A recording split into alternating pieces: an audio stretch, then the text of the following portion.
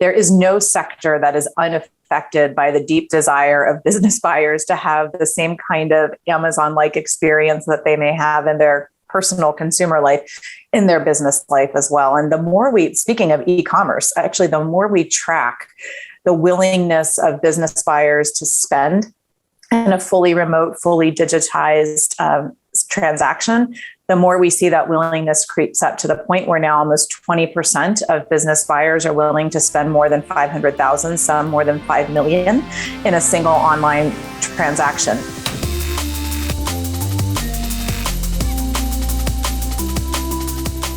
Welcome to the Industrial Strength Marketing Show. Hi, my name is James Soto. I'm the founder and CEO of the Industrial Strength Marketing family of brands. You may know our agency, Industrial, by the work we do with iconic brands and those aspiring to be. I'm so excited to be here. Our focus is to share insights from marketers, leaders, and sellers throughout the supply chain, to share those insights, to share those stories, and get to marketing that makes an impact to help you grow your business. So I couldn't be more excited to have Jennifer Stanley, partner and leader of McKinsey Company's sales and channel management practice. So, oh my gosh, Jennifer, welcome to the show. I'm so glad to have you here. I am thrilled to be here, James. It's always wonderful also to talk to a fellow Tennessean. So thanks for having me on. I'm looking forward to the conversation. Oh, me too as well. And we've met twice now. And I have a rule, like twice, we're almost there, pretty much. Third time, we're a friend. So we're a friend in business. Third time's the charm. Right. So when you come to Nashville, if you say hi, we're friends. And absolutely.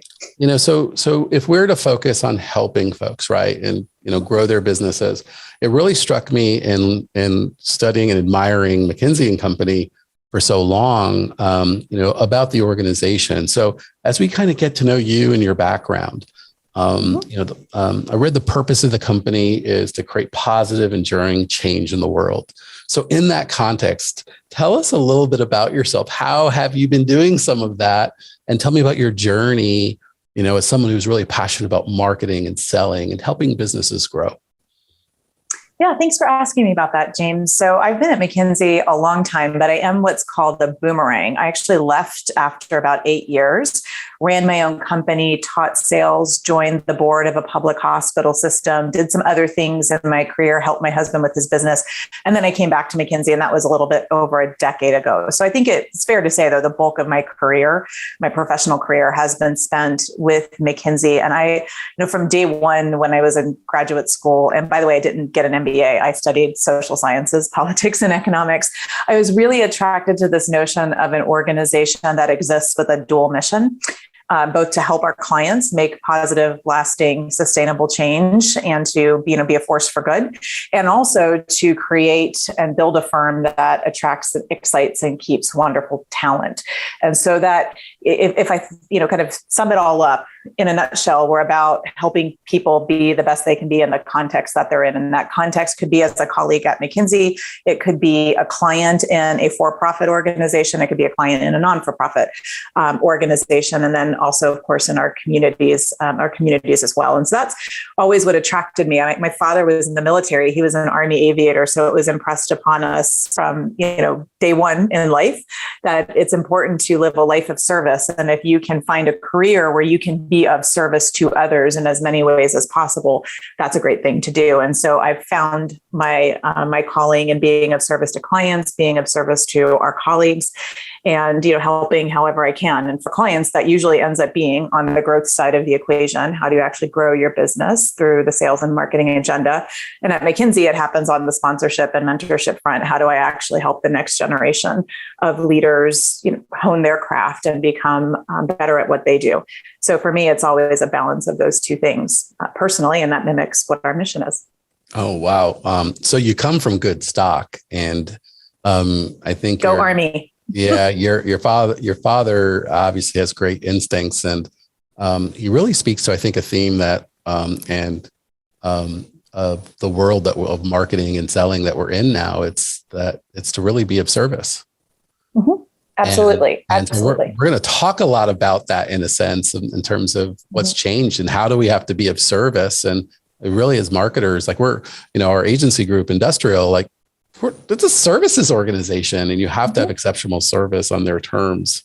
So having that in your DNA is definitely going to be helpful. And it's so important to meet people where they are, in terms of diversity, equity, and inclusion, and looking at Absolutely. the world of something we want to sustain for others. So that is such a great place to be, and such a great lens to join, McKinsey and Company, and really help companies grow. And so, as you look at where we are now in terms of, this moment in time, there's a pandemic, there is a literally war in Europe, a global economic and supply chain crisis.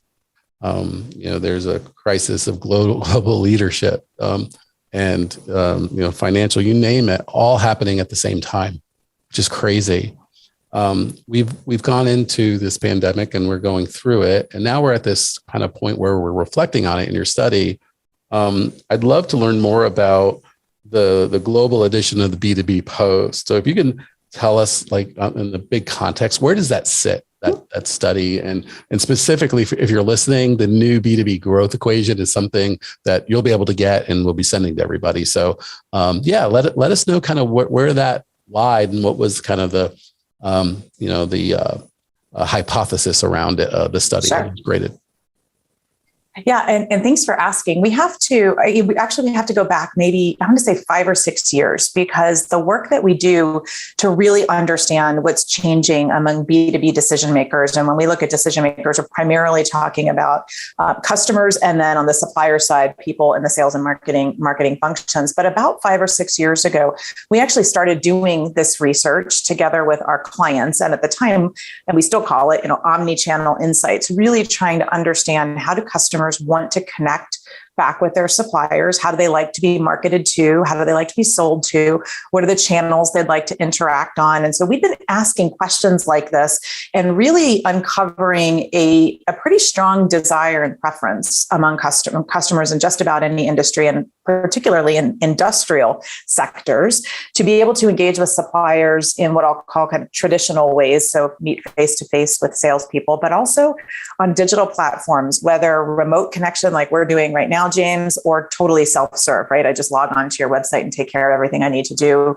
from the comfort of my own home, maybe on a Saturday afternoon, whatever the case may be. So coming into the pandemic in early 2020, we were already seeing a pretty strong trend across sectors of customers raising their hands to say, I actually would like to be interacted with in a very different way than most companies are interacting with me now. So if you think about kind of the traditional seller or marketer thinking about a customer as, you're an important key account, so I have to see you face to face, and it's all about very personalized account-based marketing. Yes. And by the way, they might also be open to a phone call. They might also be open to getting messages by an app on their phone or on their tablet. And suppliers just weren't providing that at the rate that customers were asking for it. So flash forward to early 2020 and all the way through now, where we are 2 years later today.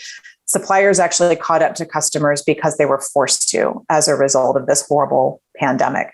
So we decided to keep tracking how customer preferences and how suppliers were reacting to those changing preferences.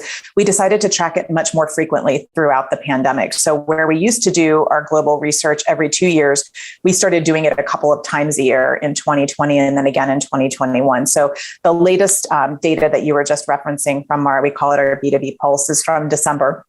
So it's just a few months old. And where we're landing, it pretty much brings us back full circle to this notion of customers really want to be able to engage on their terms.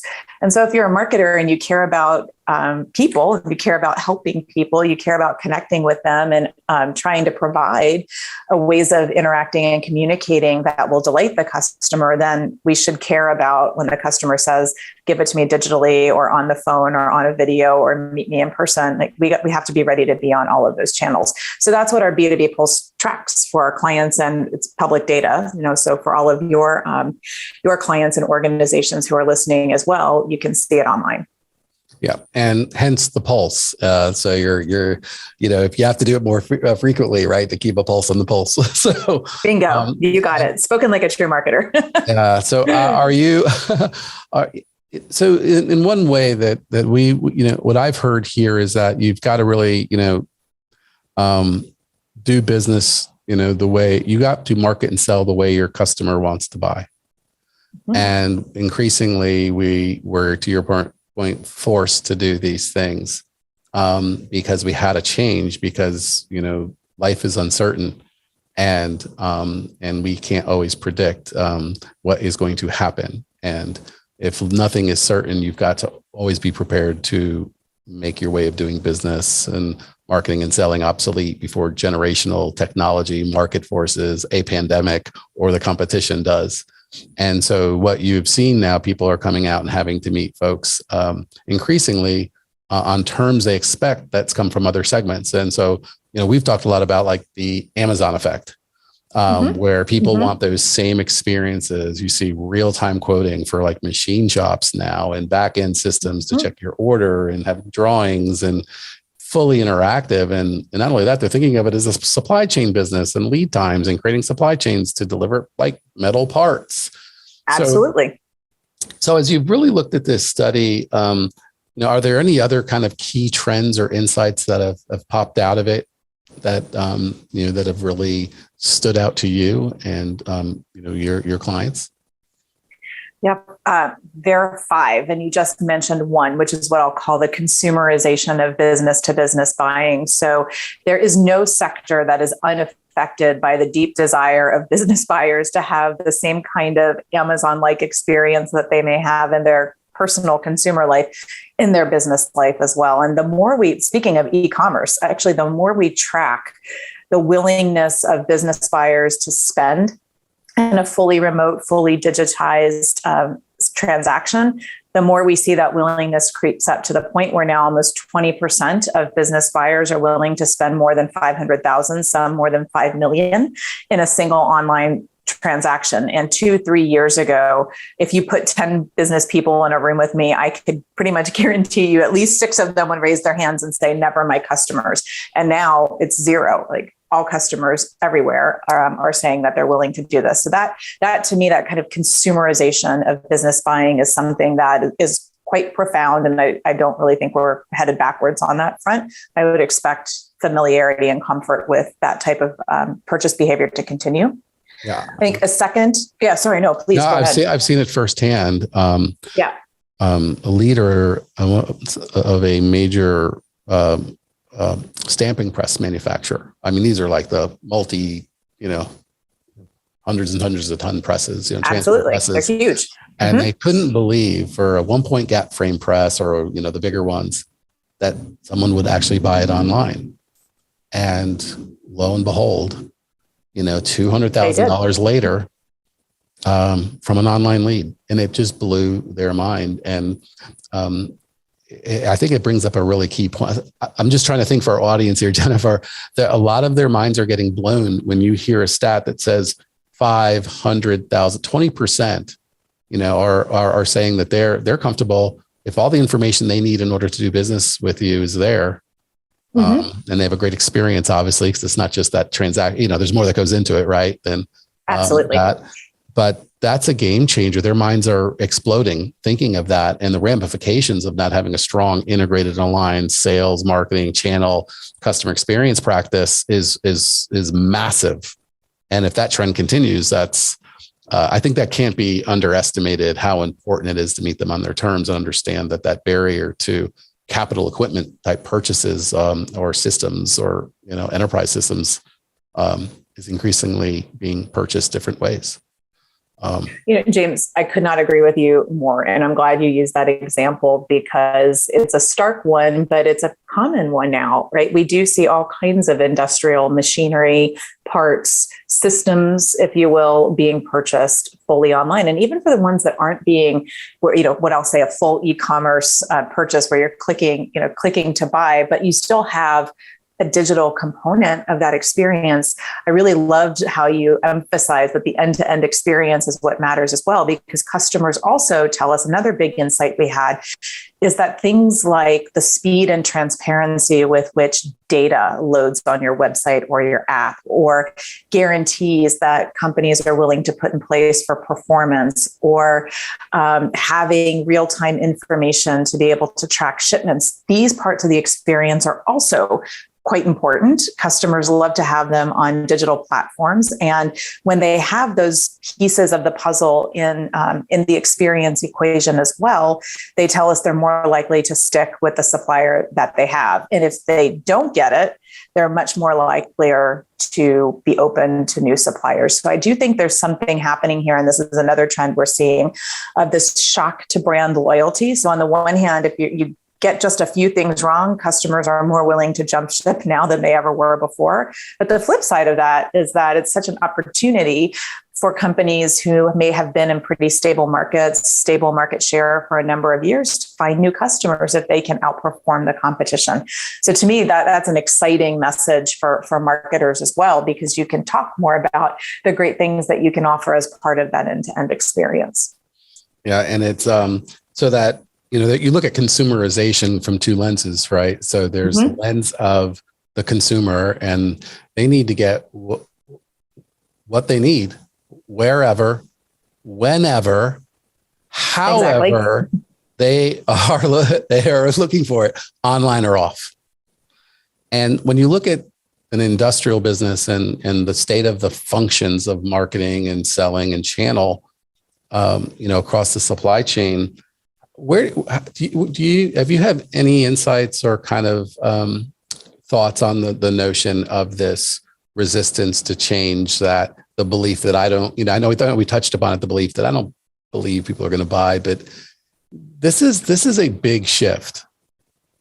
And when we're looking at consumerism and we're looking at how people want to buy versus how they want to sell, is there a true difference in your mind between, industrial B2B marketing, selling, and channel B2B? Is there a difference there? And then, business to consumer or person to person, because there's arguably a complex industrial buying procurement process, big interdependence. If you get 100,000 parts wrong or the wrong supplier, where are you seeing in that context of consumerism the differences and the nuances between these classes of industrial B2B and consumer-based marketing? Any kind of tidbits there? I know that's a big, crazy question, but we're trying to figure out who we are. It's such a fantastic question, James, because the short answer to it is no, there's really not much of a difference, right? And so we continue to be surprised. Let me say this. I am not surprised, because I've been looking at this data for a number of years, but I have colleagues and clients who are surprised when they see customers in really heavy industrial situations. So maybe, chemicals, specialty materials, coatings, composites, large OEM type machinery. When they see the data that their customers want, what we call the rule of thirds for interactions. Some traditional, meet me in person, give me a sales rep, would be 1/3. Some remote, let's get on a video conference or telephone and have a chat, or have a chat online. And some pure digital self-serve, the other third of interactions, just let me do my thing on your app or your website or your partner's app or website when I feel like it. That rule of thirds holds true everywhere, every single sector, every single subsector, for industrial customers and companies as much as it does for software, cloud, consumer focused sectors like food and beverage. There really is no difference. Customers everywhere, they want to be delighted by this, what I call the rule of thirds. And so what I say to clients, and in particular to industrial clients, is look around at not just your peers, but other companies that you admire for what they're doing to get close to your customers, because chances are, you have to remember, right, they're selling to them as well. So even though I may be the manufacturer of let's say a wind turbine, for example, and I'm selling to customers who buy it, those customers are also buying cloud, they're buying food services, they're buying professional services. So they get to see the experience of what it's like to be sold and marketed to from outside their sector. So that's the push I have for folks listening today, right? Yes, you're industrial, but your customers have a much wider purview. Yeah. Our job is to make theirs easier. when it comes to Yeah. the buying process. And so we're going nicely through the new B2B growth equation, study findings. And that rule of thirds was the one that we knew, a lot of us knew we're doing it. We have businesses in it. It was just really good to see it. I know, right? It was just really good to see hard data, some real hard data.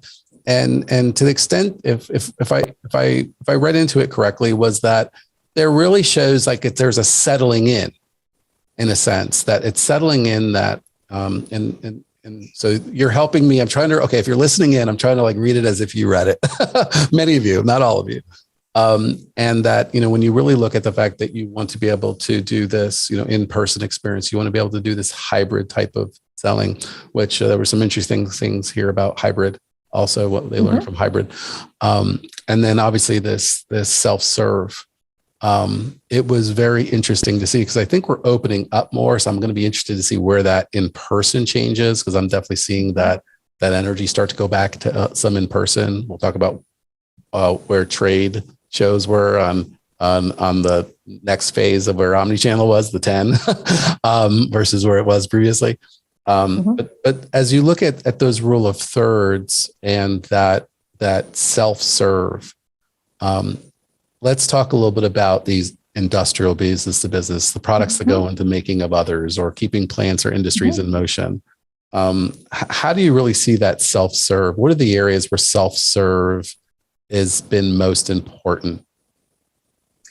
It's hugely important in the post-sale purchase. So for what I'll call kind of the rote activities that are required once you're already in a contract, and we're talking more about execution. So if I want to check on shipments, if I want to pay my invoice, if I want to take a look at my contract, can I go into a digital portal that's been customized for me as the customer and pull that contract down or look at that latest invoice, look at that latest shipping record. So those sorts of things tend to be quite popular from a digitized self-serve standpoint. But then also if we come all the way full circle to the front of a customer's journey, let's say they're trying to get information on a new product or a new part, there's also heavy desire for that as well. So to be able to go on a company's website and very easily and quickly find what you may be looking for when it comes to the product catalog. That's also something we hear quite commonly from industrial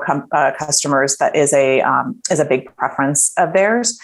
And then, James, kind of in the middle of the journey, just linking back to your point about this hunger for in-person, that's where we see those kinds of preferences spike a little bit. So once I have the need as a customer for more expertise or someone to help me shape a solution, because I got some information off of your website on products or solution, and I can maybe do a little bit on design if I'm in a design-in type of a sector, but I can't get it all of the way there. That's when having kind of the more customized conversations where expertise can be delivered becomes pretty important. Yeah, absolutely. And the where we are today with these experiences are just going to continue to require more and more demands. The industrial distribution still put out line cards. Yeah. I've literally seen $1 billion top modern distribution management, top industrial distributor have like 4 people in marketing and still essentially creating a line card. And so I won't get you in trouble with compliance in saying this because I won't use any bad words, I promise. But the funny thing that was put to me was like, when you look at going and getting people the experience they need, zero friction, the consumerism they're looking for, self-service, a lot of folks still in manufacturing, they don't want to give up the good stuff, pricing, availability, stocking. And so request for quote, instead of giving them that, they want pricing and you're afraid, but request for quote is the middle finger of the industrial internet. So it's literally how folks feel. And it was put to me that like kind of coarsely, but I do think when you look at service and serving people, those are some of the trust falls that people are going to have to make and leaps of faith, so to speak, to get out there. Right. Yeah, Absolutely. And thanks for bringing up the RFQ and RFP process as well, because time and again, customers say that suppliers who make it hard for them, it is a real pain point in their buying experience. And now, because they can more easily get information from alternatives, it actually, I kind of would say, beware the extent to which you think that hanging on to that kind of information as a supplier for some is a strategic advantage. I might actually suggest it's probably a strategic disadvantage, given how much we're seeing customers being willing to try brands and try suppliers that they historically would likely not have tried. And so this notion of it's my way or the highway from a supplier perspective, as opposed to let me meet the customers where they are and let me figure out a way to safely and securely share information that I might not want, populated for the entire world to see. Right? There's a spectrum. You can imagine. I can imagine. Right? There's a spectrum between I give you no information easily and I give you all information easily and transparently. And I think experimenting on that spectrum, particularly in the RFP space, is pretty important. Yeah, we can go down the rabbit hole here. Sometimes you'll look at a company that's making a component for, batteries, battery manufacturing, and there's only 4 quote unquote players in the market. I'm like, well, we don't need to do market. We don't need to do all of this stuff. And the way we, I think if you do it, it is whether it's marketing, whether it's self-service, whether it's great information people need in order to succeed at their jobs and create great products and satisfy their customers. Only 4? Only 4? If your innovation roadmap is great and you're innovating, you have great products, there's a great opportunity. But again, you have to have that service mindset. One of the other things to kind of shift a little bit, so the rule of thirds, definitely changing where things are. But as you look at what we've learned, so when you look at the study and you get into, okay, we made some changes, we did some things differently in terms of our sales model, and how are we feeling about their past model and then their kind of like their pre-pandemic model as to where those things they did and where they are now, kind of as we're emerging. Yeah, thanks for asking. I don't have a crystal ball, so I hate to say I predict, but I can say, because I've seen the data for the past 6 years, that every time we've run this survey, some numbers continue to rise, but one in particular that continues to rise is the sheer number of interaction channels that customers say they prefer to be on. So back in 2015, 2016, the average business to business buyer was on 5.5 channels. And when I say channel, by the way, I actually mean ways of interacting. So text, phone, in-person meeting, trade show attendance, like all the different ways that you can imagine communicating and interacting between supplier and customer. So that number was 6 years ago. 4 years ago, it was 7.2. As of December, it's 10 plus. So the average B2B buyer wants to and is engaging on 10 plus different interaction models. So for companies that are thinking, oh, we'll just go back to the way things were pre-pandemic, like how do you can't put that genie back in the bottle. Customers are now used to being able to get in touch and communicate with suppliers in so many different ways.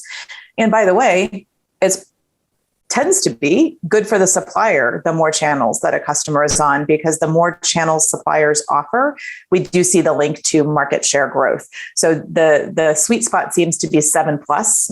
So 7 plus channels equals more likely to grow versus peers in your industry. Less than 7, you're more likely not to grow. And so that to me was something that was a really big eye opener in this last round of the data. So omni-channel, a lot of folks throw around jargon words like omni-channel marketing. And I think it's wherever they are, however they're looking. Yeah.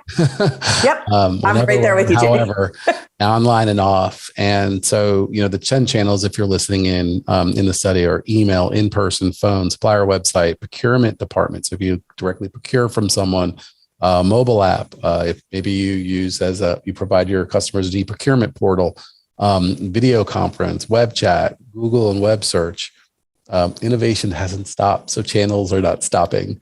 Social media. Yeah, social media. And what was interesting about the 2019 data was it, showed more trade shows were those, part of that 7.5, channels. Is the data saying just the more, the better? Because a lot of folks are looking at, where's revenue impact? Where's our attribution on those investments? And to the extent that they're trying to be judicious in their approach to, because marketing is still considered by many an expense and not a revenue generating activity for a lot of organizations. To what extent do you hear feedback or pushback on omni-channel marketing? I hear it a lot, and it tends to be when there is what I'll call maybe like a lack of understanding that it's not just about one-to-one attribution, right? The link between the email or the thought leadership on social media and I made a sale that was worth X and the ROI is Y. I mean, you and I know the folks who are listening who are marketers know that it's not as simple as that. And so the way that we think about it, and I encourage clients to think about it, is at every stage in the journey, how are you driving the customer forward? So if you're moving the customer forward to ask for a quote from you, right? That's impactful if you've given them information that gets them excited to do that. If you've given them a quote and a proposal and the customer comes back to negotiate, that is of value because we're keeping them in the journey and we're still in it to win it, as it were. And so I actually think that having a much more nuanced lens of what success looks like, that is not just a hardcore financial ROI indicator, is much more helpful, because if customers jump and they go to that supplier who's potentially giving them a better experience, then you're already at zero, right? So you're no longer in the game. So I have a lot of conversations with clients on this topic of marketing attribution, and I don't want to go too far down that rabbit hole because we could do a whole nother CEOs, they want to know yeah. ROI, lifetime value, and revenue impact. Absolutely. But actually, lifetime value of the customer, that's a good one because it's capturing the customer throughout their entire journey and their time with you as an organization. I think this notion of just trying to match the one-to-one, I did X at one point in time with my marketing dollars, and at the end of it, Y occurred. I sort of think that's fool's gold almost, chasing that one. Now, having said that, this is a number that many folks out there may want to take to their CFOs, and that is the effect of highly personalized one-to-one custom marketing.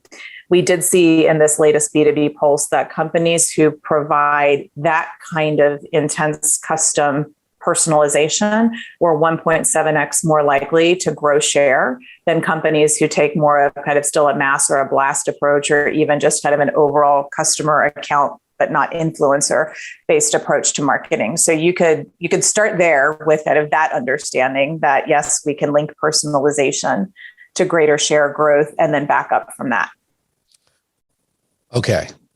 So if you look at one-to-one, many industrials of all shapes and sizes are looking at a much more significant hurdle in terms of data, insights, customer understanding, truly studying how people buy, how they expand their business with you, and merging sales, marketing, customer experience. That takes a lot to do.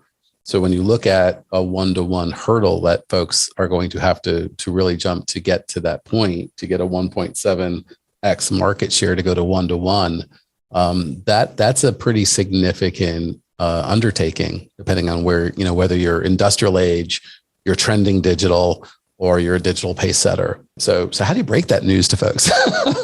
I just break it. I mean, there's no getting around it, right? And for some industrial companies, I don't mean to sound maybe I do mean to sound what I'm about to say is like, come on already. If you're going to tell me that you only have a few customers that matter, then how hard can it be to personalize to them, right? There's some sectors where 10 customers make up 80% of a company's revenue base. So in those instances, like, how can you not personalize? Now, I take the argument for those who may be selling to a long tail of small and medium-sized enterprises. They have tens of thousands of SKUs going to tens of thousands of customers. Okay, then personalization at scale is a far different challenge for those organizations. But I don't think it has to be that hard for the average listener to this podcast to figure out methods of personalizing messaging by using the data that you already have on the customers that you have. I think this is the other big benefit that industrial companies have, that a lot of them have data on the use of their products, as well as the data on servicing patterns on their products, as well as data on customer calls and interactions that are taped when they come into the call center. So typically, the average company has more data, if you will, on insight that can lead to insights on how customers would prefer to be served and marketed to than sometimes I think they even realize. Yeah, and customer experience, another jargon word you hear a lot out there, is really at any given point of the buyer's journey. If they're a customer, if it's retention, if it's working on your service model, to the extent that you can compete and be competitive requires that you provide exceptional service, great products, and these increasing expectations to do this are hard. And when you look at personalization from the new business aspect, it gets to seem daunting to folks to try to do that personalization. But as a pure industrial marketer would probably say, you have a big challenge because there is a massive S-curve ramp right now. We're in industrials and B2Bs, OEMs creating content, and there is a absolute surplus of content. There are outbound sales reps now selling, like how they used to sell software, are doing outbound marketing to these organizations, and they're getting deluged with emails, LinkedIn requests, content, noise. And I interviewed John Miller. He's the founder of Marketo and the CMO of Demandbase. Yeah. And we were just talking about this, and he said by the time let's say an OEM is looking, or a manufacturer, custom manufacturer, you name it, looking for new business, when it came to like getting someone filling out a form, it was too late.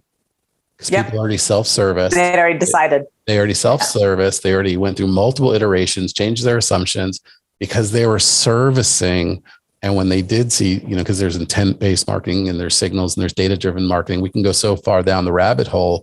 But companies are using artificial intelligence, data, strategy, customer understanding as a strategically competitive weapon that some companies, it'll be too late if they don't really start to really look at the power and potential and the rigor of how we addressed, being a lighthouse in manufacturing, to understanding that the integration of marketing throughout that product lifecycle and the product owner's experience, even as a B2B industrial, but also to the end consumer it may go to, right? We all work together at Nissan, but we're not doing that kind of B2B work. We're not selling to consumers the car, but the integration of this experience, of the whole experience, is going to connect marketing, innovation, R&D, operations, customer service. And even the community, okay? Especially if you build an affinity for the end product. So there's this, full integration afoot, and the expectations of personalization. It's not going to be a differentiator. It's going to be an expectation. Oh, for sure. Thank you for saying that, James. I could not agree more on that. So if I come back to the question that you asked us a few minutes ago, what do you say to people? You say, look, you've got to get on this bandwagon because it is in a world of what's necessary and what's sufficient. Personalization has become necessary, and it truly does not matter what sector you're in. And I think part of the reason I will surmise, I will hypothesize, part of the reason we see that the more personalized the marketing is, the more likely the companies were to have grown share from those who responded to our B2B pulse. My theory of the case is because it's being done in exactly the way that you just described, which is what I'll call full funnel marketing. It's not just about upper funnel demand generation, and then I hand off to sales and go away. No, it's because marketing's got a role to play at every single stage of the customer's buying journey. And they have a role to play in helping sales deliver personalized interactions. When sales is in the mix, they have a role to play in helping service deliver personalized service when service is in the mix. And so if you're a marketer today, like I actually think it's a really exciting time. I actually think it's probably the most exciting time to be a marketer, because the notion of what marketers should be responsible for has just exploded, right? So when I think about omni-channel, it's like all channels, marketing everywhere, selling everywhere all the time. And yes, that sounds daunting, but at the same time, I mean, it's kind of exciting, right? There'll always be an opportunity for growth and advancement. Let's put it that way. And one of the things you can look is externally, and I think you hinted on the internal components too, but if you look at all the core distinguishing decision sciences or core functions of a business, marketing is rapidly serving them all. So if you think about our skilled labor gap in manufacturing, recruitment marketing is a massive industry. It's actually a big part of even what industrial does here, because addressing the skilled labor gap, if you have the work but not the workers, you're really challenged to compete. And as you look at customer service and you look at all the core functions of a business, it's increasingly building recognition amongst leadership teams that to reach their growth agenda, they're clearly going to have to increasingly count on their leaders in marketing technology and data, and surrounding that customer experience. Is that what you're seeing? That recognition starting to form? Because I don't see CMOs. Yeah. You go to the Industry Week 500, look for CMO titles. You still don't see them. So I would say yes and yes. Yes, because back to your example of, in the world of there's only 4 of us competing, why do I need to market?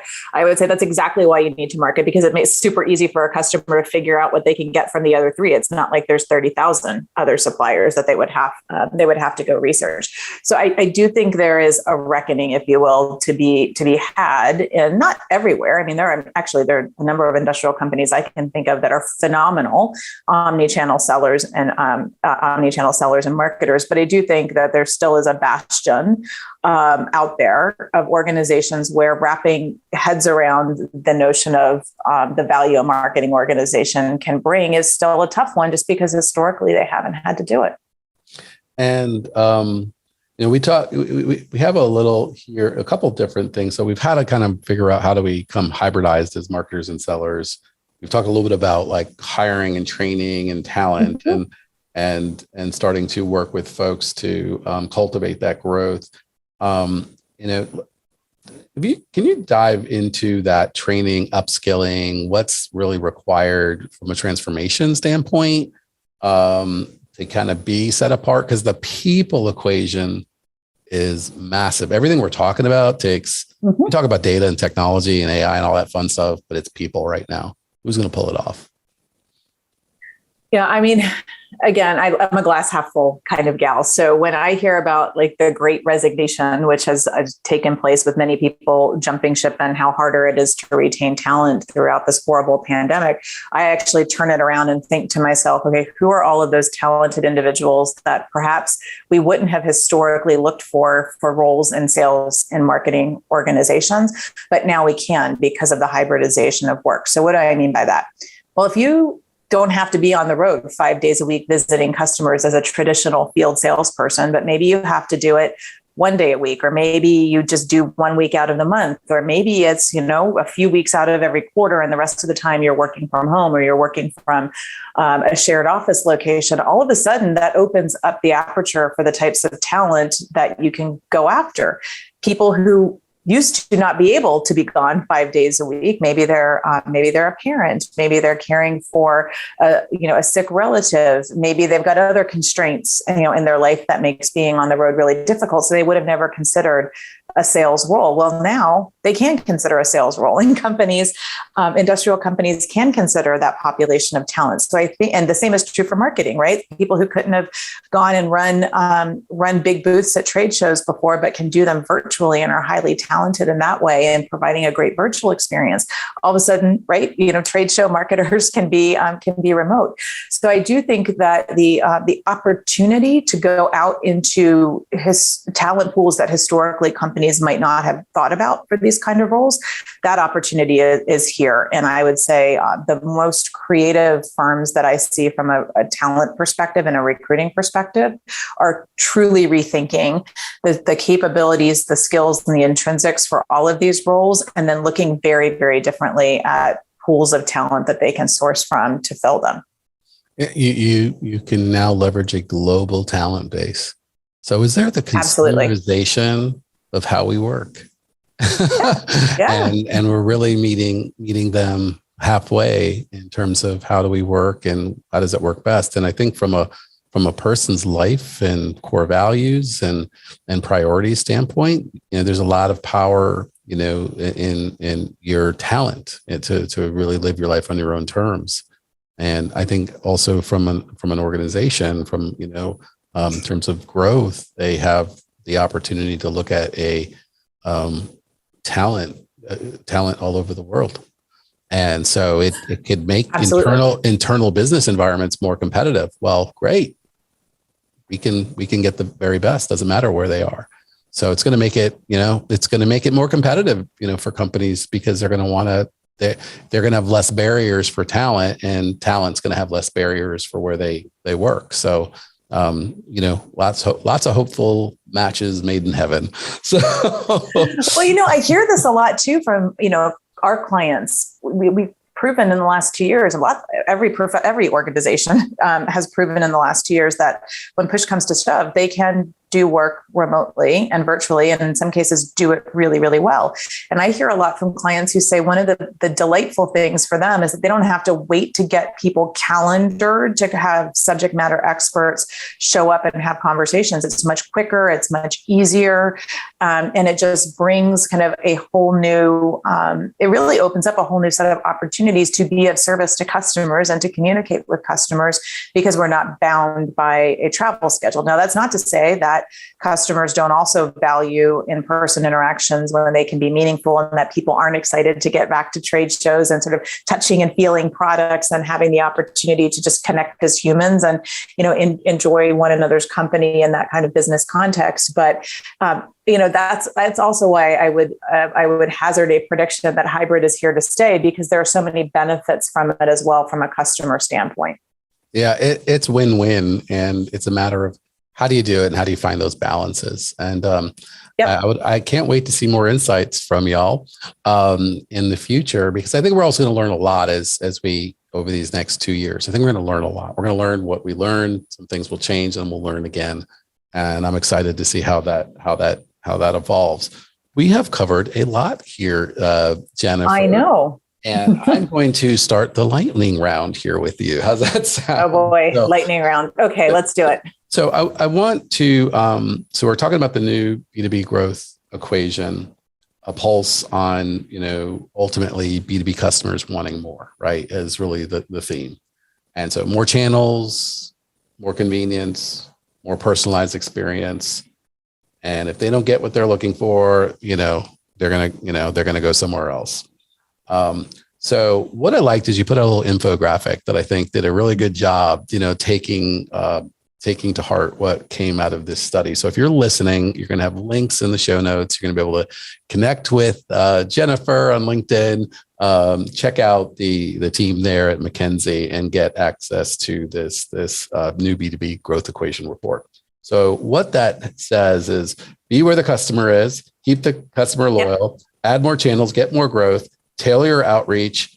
But what we didn't cover was invest in marketplaces. So take us home for the A to Z kind of what you'll get, and how do we really take this great asset and these great insights and maybe take that one step. So you wanted me to chat a little bit about the marketplaces point? Yep. Okay, excellent. So customers like them. That's pretty much what it all comes down to. And it does seem to be differentiating if you have your own marketplace, or if you are working with a third party, there is at least some sort of kind of OEM branding to that marketplace as well. And I don't want to take us down the path of the metaverse, but there is a link here, which is that the reason customers like them is because everything that they may need to purchase that normally goes together, even if it doesn't come, especially when it doesn't come from the same supplier, it's in the same spot. So it's a lot easier for them. And I think that's really the message here of how do you make it easy and fast for customers to get what it is they're looking for. And so we started to investigate marketplaces because that's also a hot topic for a number of industrial companies. Should we build one? Should we be on one? Should we strategically decide not to do it at all? I think that may be, I won't go so far to say as that's a mistake, but I would say if that is your preference to not be part of a marketplace, I might encourage companies to revisit that because the data is just so strong in terms of customer preference. Yeah. And I think we have a wide range of industrials and manufacturers, distributors, industrial services companies, manufacturing technology companies that listen here. I think some would be, I would imagine, unfamiliar with marketplaces. Mm-hmm. And so how would you explain that to someone? What is a marketplace? And, what businesses does that apply to? Because I can think of lots of examples, but I think it may mean something different to multiple people. Yeah. So the simplest way that I try to explain it or think about it, James, is it's like shopping at your local retailer, but online. Right? You have multiple brands, you have multiple products. It's all on one system, one platform, and that platform could be, it could be a supplier, it could be an industrial supplier providing access to multiple OEMs. It could be a company who exists only for the technology component of the marketplace, and so open access. Anyone can join. Anyone can join for a fee. But just the best way I can think about it is it's like a store. Like a store that you go to in your normal life as a consumer, just take that, stick it online and put the products that go together into that marketplace. So for example, right, if you are in the business of making, wind turbines, for example, and all of the component parts that go along with that, replacement, aftermarket, et cetera, a marketplace would have all of that there. Yeah. And there's just such close parallels to marketplaces like that. And let's look at industrial distribution, where increasingly all the enablement technology is there. The consumers are there. You're increasingly willing to get more and more industrial stuff on Amazon Business. It's now one of the top industrial distributors. That's a marketplace. And that's a marketplace. And so, I think, if you really want to think about marketplace, it's a big question. I think, major industrial distribution needs to look at, do they want to create those enabling technologies to allow those companies? Do they want to provide those application engineering services and create this holistic service centered around, keeping these plants moving, right? And that's a marketplace. And then there's also community too, where the brand newsroom, they start to build communities. I think this is all suffice to say, whether it's being where the customer is, keeping the customer loyal, adding more channels, omni-channels, 10 plus, and tailoring your outreach for the right information in the right context at the right time, and investing in marketplaces. If you don't make your way of doing business obsolete before the market's telling you need to, you're probably going to wish you did sooner. That's usually what happens when people go through the pain and the suffering to actually kind of get the plumbing set up, get it working. And then they were really realizing how they're seeing that market share, how they're seeing that growth happen. So any just big takeaways, and, just personally having put together this study, I'd love for you to mention the names of the folks that helped put this great report, the new B2B growth equation together, because I know it took a team. And, any kind of parting thoughts around the process, the people, and, what you're most proud of in putting that together. Oh, thanks for asking that, James. I appreciate that. One of the great joys of the job that I have is that I get to work with my friends, some of whom I've worked with and been friends with for more than 2 decades. One of whom is my co-author, Candace Lynn-Plotkin, along with Liz Harrison. The three of us have worked together on B2B marketing and sales for quite some time. And then our two other authors, Arun Arora and Max Magny, they're senior leaders at our firm who lead our global e-commerce initiative. So the five of us having the opportunity to come together and really distill what we're seeing in the insights was actually was a lot of fun. And it was also fun to go looking for those insights where we knew people would say, really, 10 plus channels? Are you kidding me? Hybrid sales is the new wave of the future. Are you kidding me? Industrial companies should be personalizing their marketing. Are you kidding me? And the answer is yes. And no, we're not kidding. So those were some really fun conversations. And then we have, just an amazing team of data scientists and market researchers, colleagues like my friends David Greenewalt and Kate Pawonsky, who've been doing this kind of work and research with us for the last 6-7 years or so. And so to have the chance to do it more frequently with them as well and to learn more about the science side of the research has been a great joy for me too. Oh, wonderful. So I hope you had a big high five after you got it out there because it's wonderful. And for our audience listening, what are some ways that they can either connect with you or learn more? We'll have some of these links in the study, but where could we connect with you and what's important that folks check out about you and or McKinsey & Company? James, I am omni-channel. You can connect with me any way that you would prefer to connect. But honestly, the easiest way might just be LinkedIn, Jennifer Stanley, or email Jennifer_Stanley@McKinsey.com. Thank you for sharing the links to the new B2B growth equation, because there you can also click on names. You can get the article, you can see the data, and then you can reach any of us directly. Oh, wonderful. Well, and then lastly, folks, this is super important. We honor and celebrate the power and potential of women in manufacturing and the people who are telling the stories of marketing and selling in the industrial sector, like Jennifer Stanley. So we really appreciate what you're doing and how you're leading by example and really bringing great insights that help people. So I want to thank you for being on the show. Thank you for having me. This has been fantastic. I would, love to join you all again. There's so much to unpack here, and it's always nice to chat with a fellow marketer who gets it as well. Well, I'm working on it. So I just want to thank you, everyone out there, so much for taking time in your day to listen to the Industrial Strength Marketing Show. I hope you just heard one thing from Jennifer that inspires you to make marketing, meeting the customer where they're at, giving them the information when they need it so that they can service themselves, they can do business on their terms, and that you can really inspire your team to really look at the marketing and selling function that is today and that's going to be tomorrow. So for more insights from industrial marketers, or if you'd like to reach out to us, visit industrialstrengthmarketing.com. Please check out the channel, download, subscribe, share, because we're a community of industrial marketers and sellers. We're here to help each other be better. Thanks. We'll see you next week.